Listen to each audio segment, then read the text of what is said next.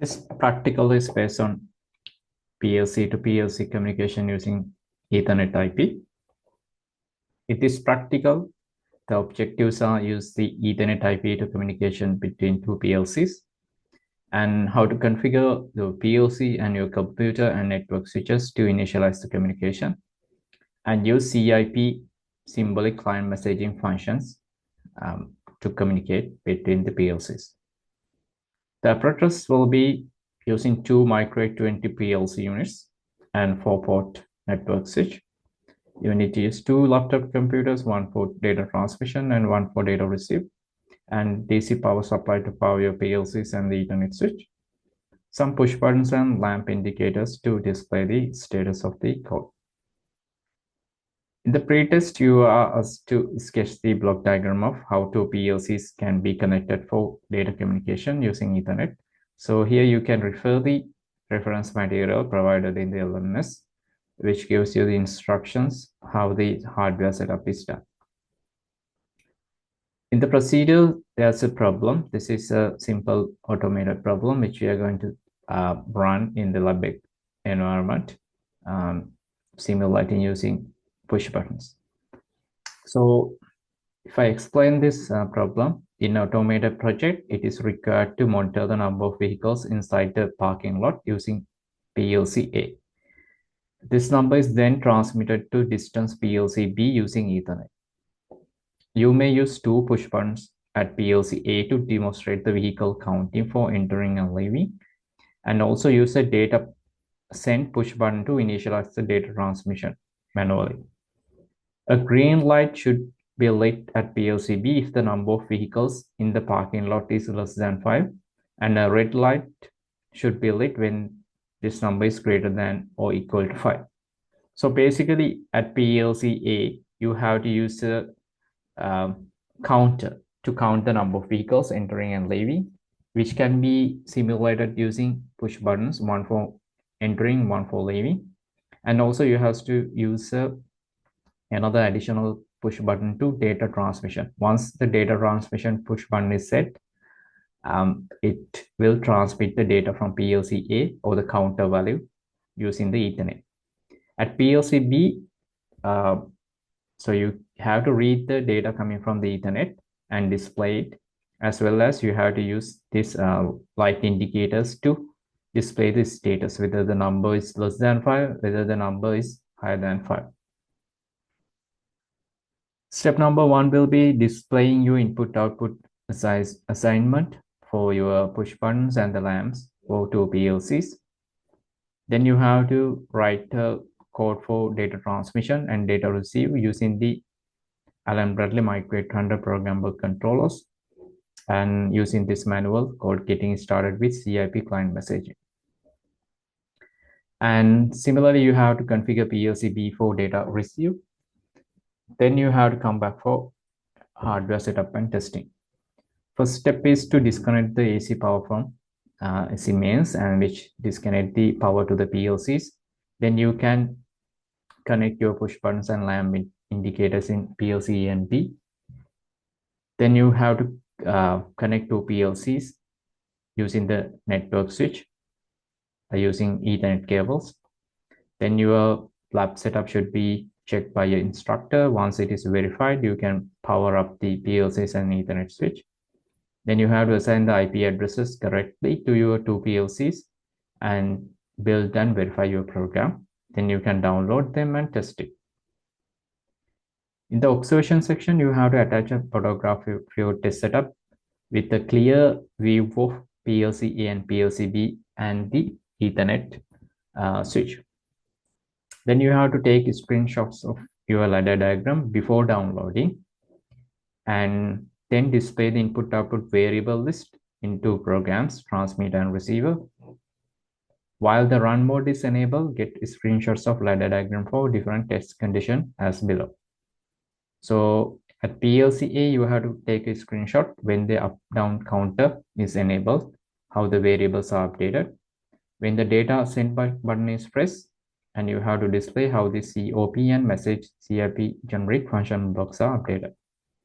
In the PLC B, you have to display the received data from PLC A, and operation of light indicators based on the data received. This is the application note you have to refer for configuring your PLCs and writing the ladder diagrams. This is message between two micro 50 using Ethernet, and document number is this one. And here, this is how the hardware setup is done. You have PLC A and PLC B, and they are connected using the Ethernet.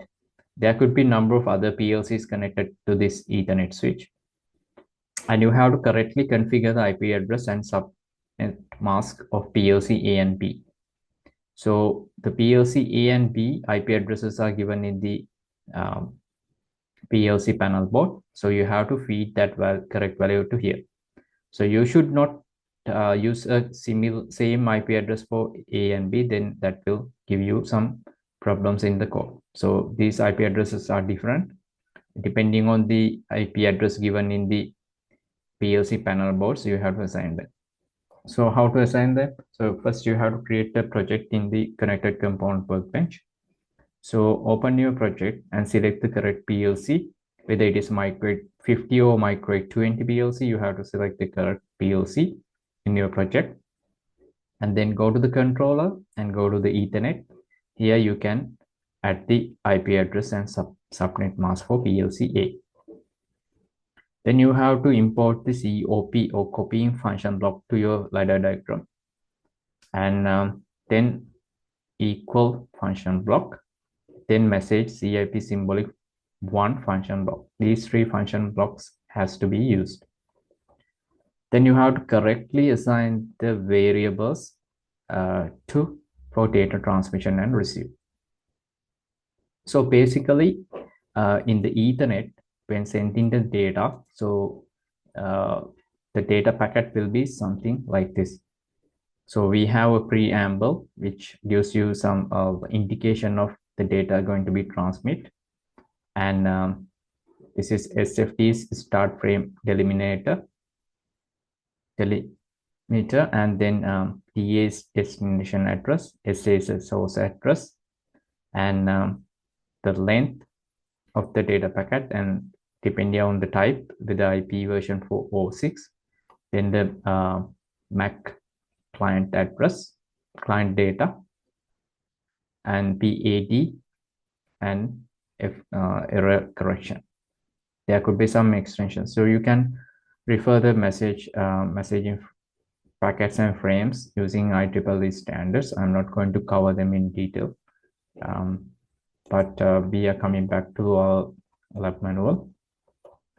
For additional details of these functional blocks, you have to use this micro 800 programmable logic controller general instructions. Here, all the details of the function blocks, COP1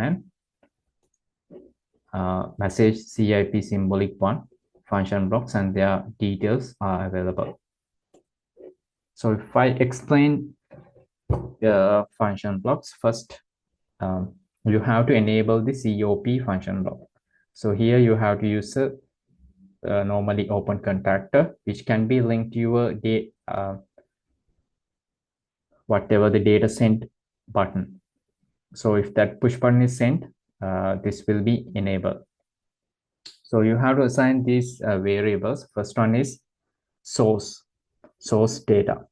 So value to write is the counter variable in your PLC A, which carries the information about the number of vehicles. So value to write should be assigned to double integer, which is 32 bits or 4 bytes. The dimension is single array, so you have to assign it 1/1 single dimension. Then source offset, that should be assigned to 0 because we are not offsetting the data. Then destination data. So destination data, we type it as A_data, and you have to assign it to unsigned short integer.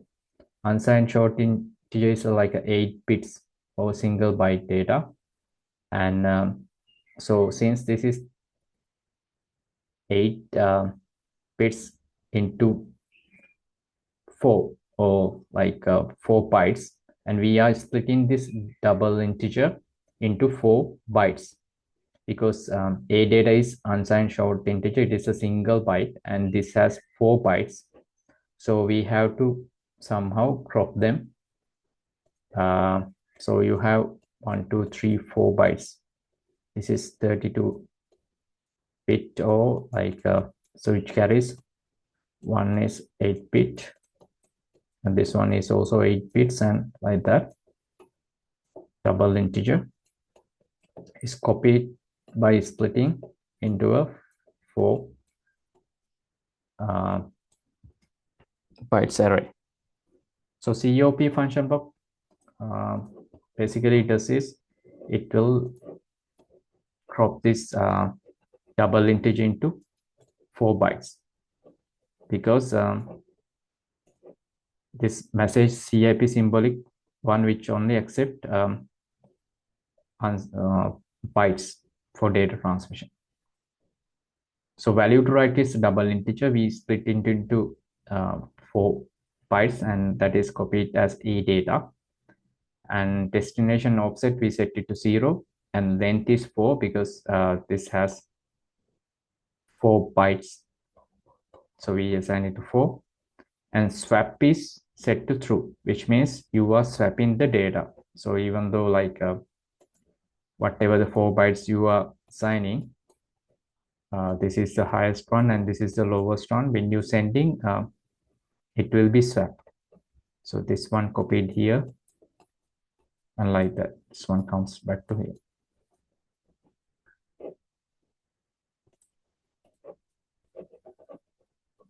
So swap has to be enabled according to the instruction of lab manual.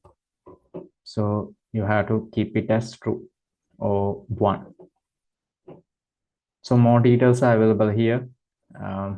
You can read them. Byte swapping, what is that for, and etc. Then like if this copying function block executed, this one enable out will be true, as well as this status will be set to 1. That is copied to COPSTS status. Since this is a variable, we cannot directly couple it to this this message CIP symbolic function block because it will only accept some sort of contactor input. So in that case, we have to compare this Boolean type data with 1. If this is 1, this equal function block will energize this write value coil. So if this is true, that will activate this normally open contact or close this. Because why we are using this one as a middle function block, because you cannot directly copy this to here. Instead, we have to, this is also Boolean type, compare it and energize this coil and then close this contact. Then this data will be sent, copied to message CIP symbolic function block, which handles all the data transmission. Right? This copying function block we are used just to split that 32 bytes double integer or the counter value into 4 bytes, and then that 4 bytes is fed into here. This will handle the data transmission through the Ethernet. So you have to correctly configure this function block.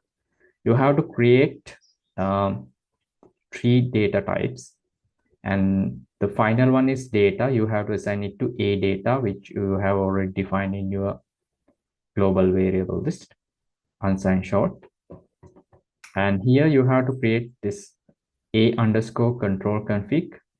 It's the name of the variable, and assign it to control config, and a underscore symbolic config is assigned to symbolic, and target config is directed with a underscore target config.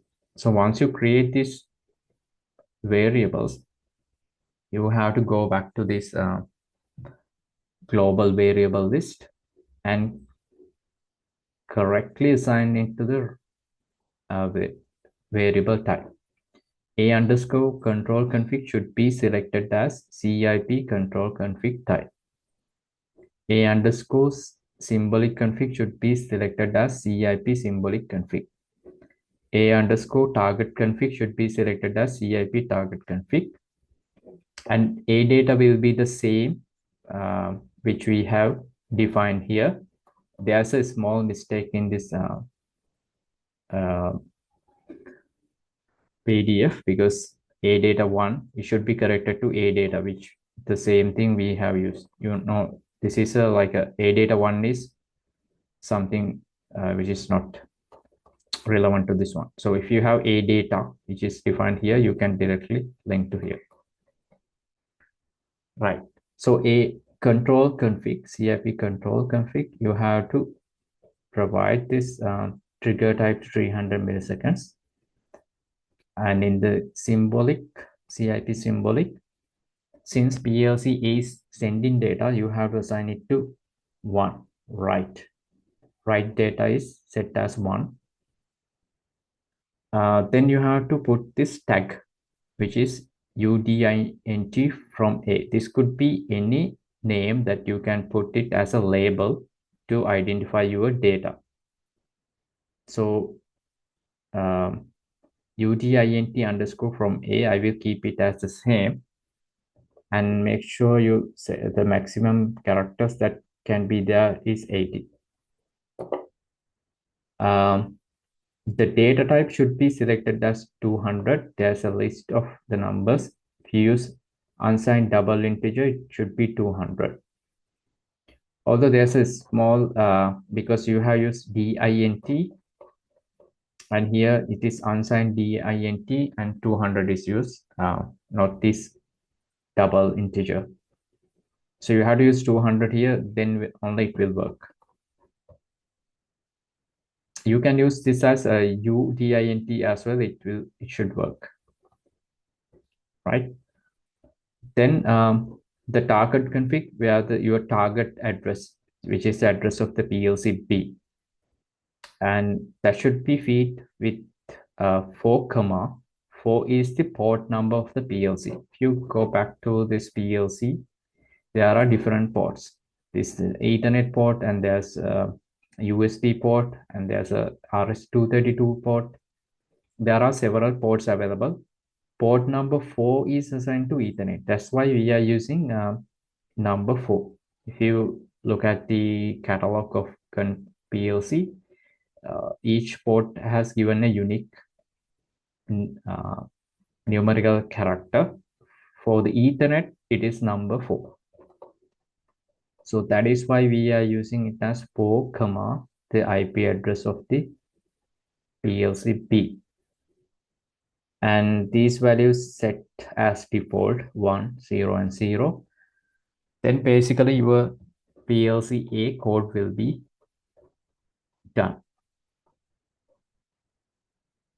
Then you have to come back to PLC B.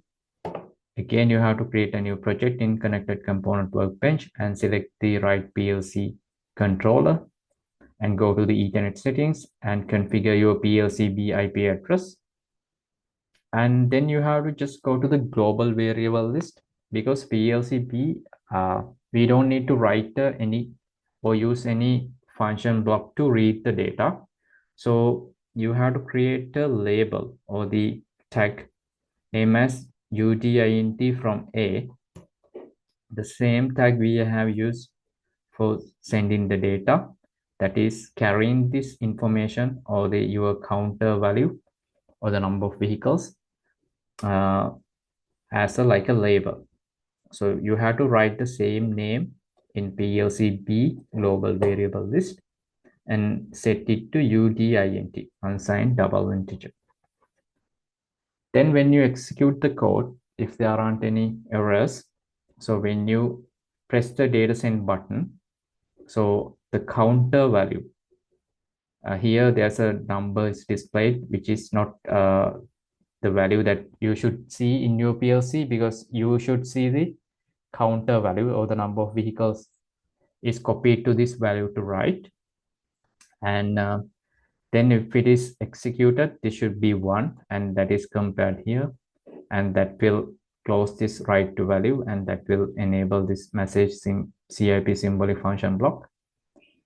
And this is the target address, and the data will be sent. If there aren't any errors, this should look goes false. The status is if there are any errors or not. If there aren't any errors, this becomes false. If there are any errors, there is an error code. You have to go to this error codes status, and in page 167 there is an explanation of each. If you have a number here, you have to refer the correct number and see in this lab manual what are the status or the errors. So when you send in the data, your PLC A should look like that. This is a PLC B. In your global variable list, you should see the data coming from PLC A. For light indicators, you can create an additional ladder diagram for comparing the number of vehicles, and based on the received value, this global variable, you can compare it and control the indicating lamps. So that's all for this practical, how to do the hardware setup and program and function block configurations. You can read this application note, and additionally you can read this micro 800 programmable controller generic instructions, where you have this explanations of COP and symbolic function block. First, you have to go to the connected component workbench and create a new project. So you have to name the project name. So it is now named as send data. Then go to the controller and select the controller type, micro 20 QPBR. Then in the controller, go to the Ethernet and select the IP address configuration and provide the IP address of the transmitter site PLC, and then set this subnet mask.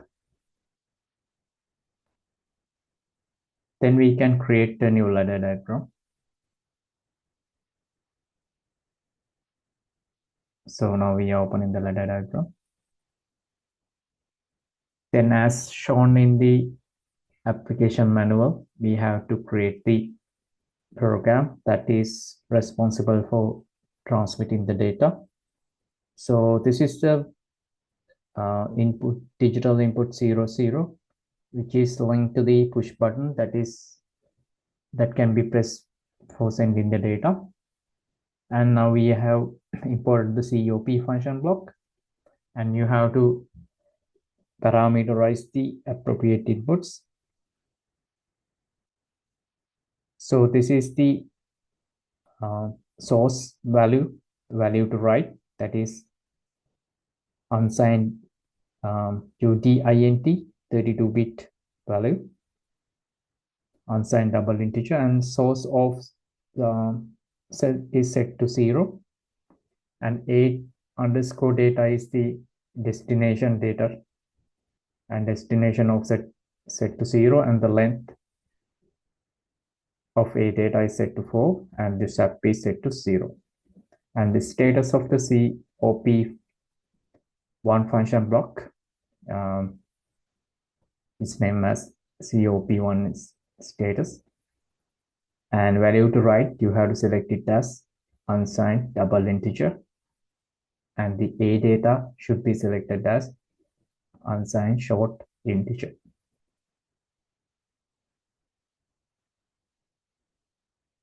So the status should be selected as unsigned integer. So as you know, like we have to check the status, whether if it is 1, we have to energize a coil by using the equal function block. So which is basically compare the status of the COP function block against the Boolean one. Then we can add the coil and we can name it as write data. Then in our next run, we can add the symbolic function block.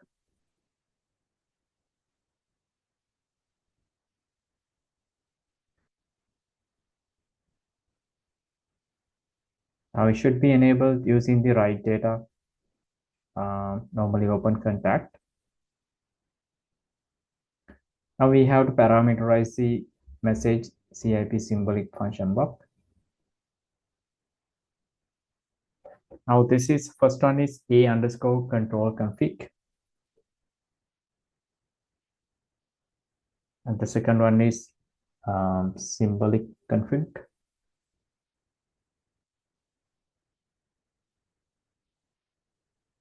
A underscore symbolic config.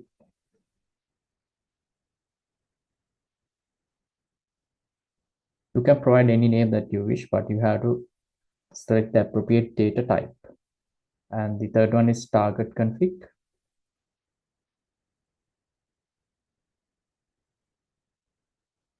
And finally, the data should be a underscore data, which is coming from the COP function block. And the status is for the error. So we can visualize if there's an error by looking at the error code, you can debug the code. Control config, symbolic config, and target config should be selected with the appropriate variable type. Otherwise, it will give you compilation errors. And CIP status should be the same type. And write data, you have to specify in the local variable list. So a data should be like a one-dimensional array and with 4 elements.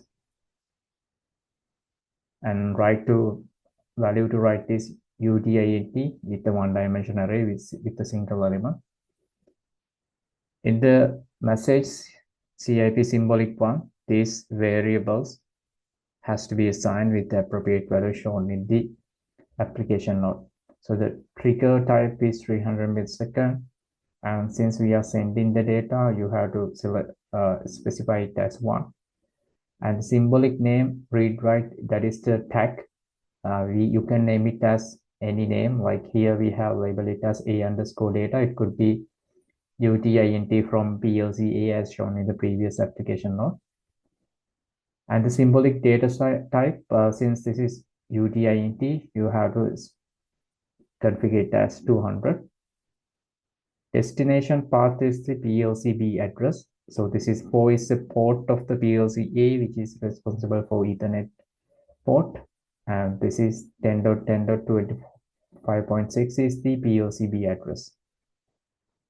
And we have to set these values as the default values. Now your configuration is done. Then you can build your code. Here there's an error in the code. You have to go to the local variables and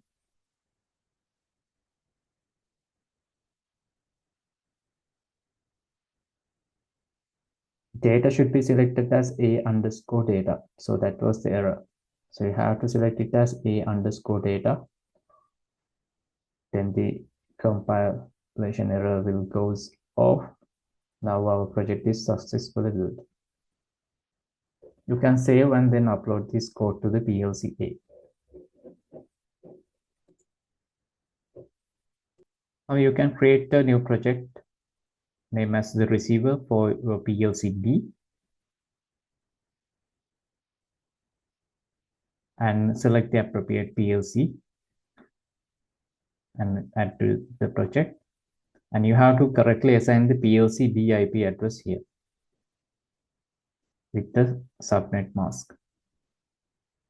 Now In here, there's no coding has to be done. Just name a global variable called a data that is used for as the tag in the PLC A and select it as UDINT.